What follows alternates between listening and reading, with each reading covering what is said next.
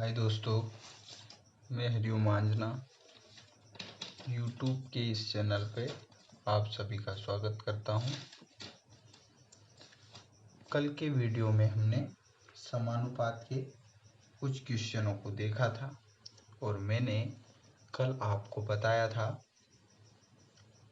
अंतिम में कि सतत अनुपात क्या होता है। हमने अनुपात को तो देख लिया था, समानुपात के क्वेश्चन भी किए थे। इसी के अंतर्गत आता है सतत अनुपात क्या होता है। तो सतत अनुपात में हमने कुछ क्वेश्चनों को देखा था, साथ ही हम एक्स वाले सवाल भी देख लेते हैं आज सतत अनुपात के अंतर्गत। यानी कि यदि प्रश्न में हमें दे रखा होता x-3 x और x+7 के सतत अनुपात ज्ञात कीजिए। क्या ज्ञात कीजिए? 3 संख्या दे रखी होती और बोला जाता सतत अनुपात ज्ञात कीजिए। तो हम क्या करते हैं? तो हमें पता है जो बीच वाली वैल्यू है उसको हम डबल बार लिखते हैं। यानी कि मैंने कल भी आपको बताया था, तो इतना आपको समझ में आ रहा है। यानी आप अगल बगल की जो राइट साइड की वैल्यू है उसका आप गुना कर दोगे और बीच वाली जो वैल्यू है उसका स्क्वायर कर दोगे। यानी कि x² बराबर x-3 x+7। जब आप x² को यहीं रखोगे, इससे गुणा करोगे तो आप x² - 3x + 7x - 21, ये x² कट गया तो ये हो जाएगा 0, ये 0 हो गया तो ये हो जाएगा 4x - 21, यानी x बराबर हो गया 21/4। तो हमें यहाँ पे बोला जाता कि सतत अनुपात ज्ञात कीजिए तथा x की वैल्यू क्या होगी। तो सतत अनुपात से हमें x की वैल्यू ज्ञात करनी रहेगी, प्रश्न में यहाँ बोला जाएगा। अब ये तो बात होगी सतत अनुपात की। अब हम बात कर लेते हैं समानुपात की। यानी कि जब हमें प्रश्न में बोला जाएगा कि एक रुपया है जो सोने का है, तो एक रुपए जिसकी वैल्यू यानी कि रुपए का मूल्य, वैल्यू को हम मूल्य बोल सकते हैं। रुपए का मूल्य समानुपाती होता है उसकी त्रिज्या के। यानी कि a coin वैल्यू अनुक्रमानुपाती त्रिज्या के स्क्वायर के, ऐसा कुछ बोला जाता। ऐसा यदि बोला जाता तो ये भी इसका स्क्वायर है। ये लाइन और ये लाइन दोनों एक ही, इसको हमने इंग्लिश में लिख दिया, इसको हिंदी में लिख दिया। फिर प्रश्न में बोला जाता है, दिया जाता है कि गिवन यानी कि दिया गया है r बराबर 3 सेंटीमीटर और v बराबर 2 रुपीस, 2 रुपए। तो फाइंड, तो हमें ज्ञात करना है। क्या ज्ञात करना? r बराबर हमें ज्ञात करना और दे रखा है v बराबर 8। तो हमें इस प्रकार के क्वेश्चन को किस प्रकार से हल करना है, यानी कि इस प्रश्न को हम कैसे हल करेंगे।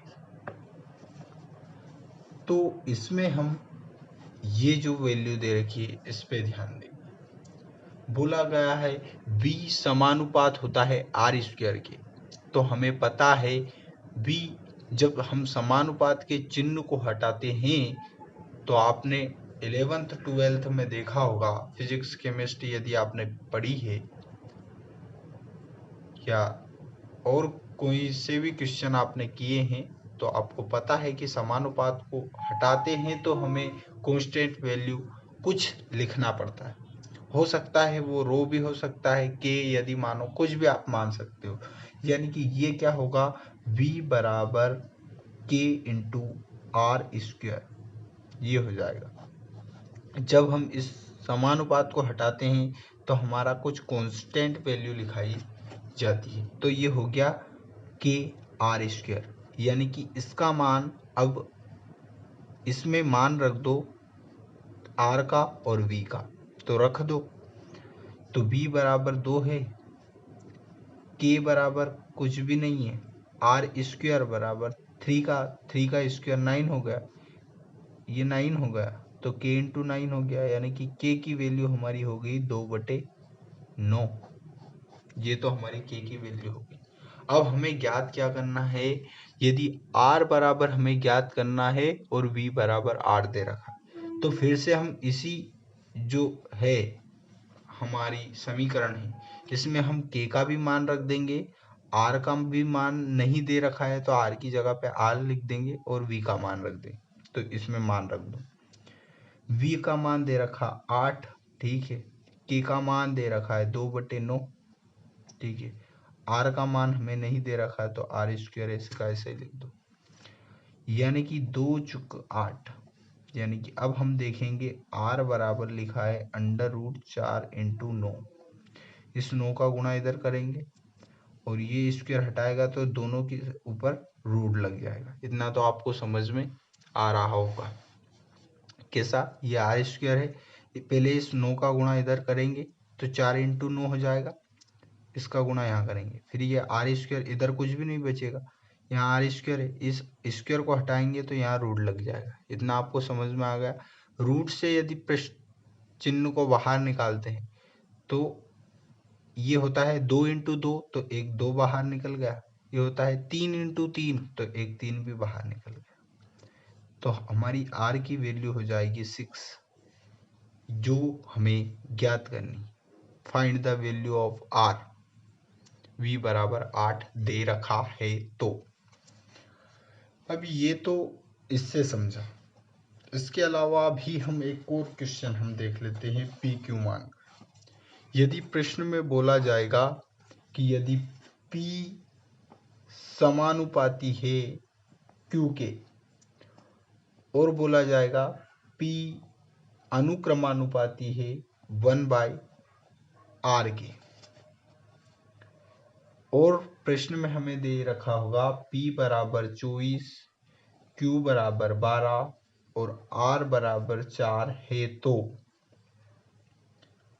हमें ज्ञात करना है, देन फाइंड द वैल्यू, ये तो गिवन यानी कि दिया हुआ है, और हमें ज्ञात करना है फाइंड द वैल्यू, यदि मान लो, क्या मान लेते हैं अपन, प्रश्न में ही देख लेते हैं कि एक कोई सा प्रश्न देख लेते हैं, ये भी ठीक है, इसको आप 12 मान लो, तो ये 12 हो गया। उसके बाद हम देखते हैं कि हमें ज्ञात क्या करना है, जब दे रखा है p बराबर हमें ज्ञात करना है, ऐसा लिख लो, p बराबर हमें ज्ञात करना है और q बराबर हमारा दे रखा है 12 और r बराबर हमें दे रखा है 6, तो ये वैल्यू अलग है और ये वैल्यू दे रखी है जो है, तो हमें पता है इन दोनों को हम, ये समीकरण और ये समीकरण दोनों को मिलाकर लिख सकते हैं। कैसा लिख सकते हैं, p समानुपाती होता है q/r के, इस समानुपात के चिन्ह को यदि हम हटाएंगे, इस समानुपात, तो क्या लिखाएगा, एक कांस्टेंट वैल्यू आएगी जिसको हम k लिख सकते हैं, तो k q/r, ये वैल्यू, ये समीकरण बन गया। अब इस समीकरण में पहले तो इसका मान रख दो तो आपको k का मान निकल के आ जाएगा, यानी कि आप क्या करोगे, p बराबर दे रखा है 24, तो 24 बराबर, k का मान नहीं दे रखा है तो k लिख दो, और इसका मान दे रखा है 12 और r का मान दे रखा है 4, 4 तिया 12 और 3 8 24, यानी कि k बराबर 8 आ गया। अब k बराबर 8 आ गया तो k की वैल्यू 8 रख दो, k की वैल्यू 8 रख दी, q की वैल्यू यहाँ पे अब दे रखी है 12, और ये दे रखी है 6 और P की वैल्यू हमें ज्ञात करनी है, तो P की जगह पे P लिख दो। यानी कि 6 दूना 12 और 8 दूना 16, तो P बराबर 16 आ रहा है, जो कि हमारा आंसर है। तो इसको हम ऐसे हल कर सकते हैं। मुझे लगता है ये तो आपको समझ में आ गया होगा, बहुत ही बेसिक कॉन्सेप्ट है। अब रही बात क्वेश्चन की, इसमें एक बहुत ही बेहतरीन तरीके वाला क्वेश्चन आता है जो कि हीरे से संबंधित होता है। ये भी समानुपात पर आधारित क्वेश्चन होता है। तो ये वाला क्वेश्चन मेन है हमें समानुपात का, जिसको हमें समझना है। तो बोला गया है एक हीरे की लागत मूल्य उसके वजन के वर्ग के रूप में समानुपाती है। यानी कि उसकी प्राइस यानी कि लागत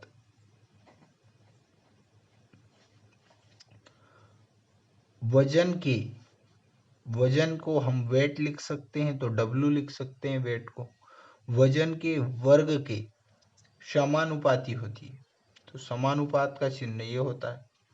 ठीक है। एक हीरा 1:2:3 के अनुपात में उसके वजन के साथ 3 टुकड़ों में टूट गया। यदि हीरे की कुल मूल्य हानि 4400 थी, तो मूल हीरे की कीमत क्या थी? अब देखो हीरे की क्या अनुपात में टूट गया, 1:2:3। यानी कि टोटल को यदि हम देखते हैं तो 2 और 1 3 और 3 6, यानी कि इतनी बड़ी वैल्यू थी, वो नहीं टूटता तो इतनी बड़ी वैल्यू थी। और ये क्या है, डब्लू है, ये क्या है, डब्लू, यानी कि वेट 6 है। तो 6 है तो उसके वजन के वर्ग के अनुपाती होता है ना, यानी कि ये वैल्यू 36 है प्राइस का अनुपात। ठीक है। पर प्रश्न में क्या बोला गया कि जब वो टूट जाता है ना, तो उसके वजन के अलग अलग वर्ग के समानुपाती होता है। यानी कि P बराबर अब क्या होता है, 1 का स्क्वायर प्लस ये 2 रखा है तो इसका स्क्वायर प्लस 3 का स्क्वायर। यानी कि अब दे रखा है, ये हो जाएगा 1, ये हो जाएगा 4, ये हो जाएगा 9। यानी कि दोनों की वैल्यू मिलके अब आ रही है 9 और 1 10 और 4 14। यानी कि ये इससे कितना कम हो गया, तो ये इससे 4 यानी कि 32 और 22 कम हो गया, और 22 कम हो गया। पर प्रश्न में हमें दे रखा है, फिर से मैं समझा देता हूं, नीचे लिखा गया था इसका वर्ग का, सबके अलग अलग वर्ग के समानुपाती होता है ना, तो हमने जोड़ दिया, वर्ग किया और जोड़ दिया। ये इससे कितना कम है, 22 कम है। पर प्रश्न में बोला गया है 4400 रुपये की हानि होती है। यानी कि 22 बराबर हमें दे रखा है 4400, यानी कि 1 बराबर 200 रुपये आ रहे हैं। अब प्रश्न में बोला गया है तो हीरे की कीमत क्या थी, हीरे की कीमत क्या थी, यानी कि हीरे की कीमत तो ये थी, यानी कि 36 दूना 72 और 7200 रुपये हमारी क्या आ जाएगी, हीरे की लागत। तो ये हमारा कॉन्सेप्ट था और जिसको मैंने आसानी से हल करवाया, और मुझे लगता है कि आपको ये आसानी से हल समझ में भी आ गया होगा। ठीक है। तो इसी के साथ में हम आज के क्वेश्चनों को समाप्त करते हैं और कल हम पार्टनरशिप वाले क्वेश्चनों को लेकर आएंगे।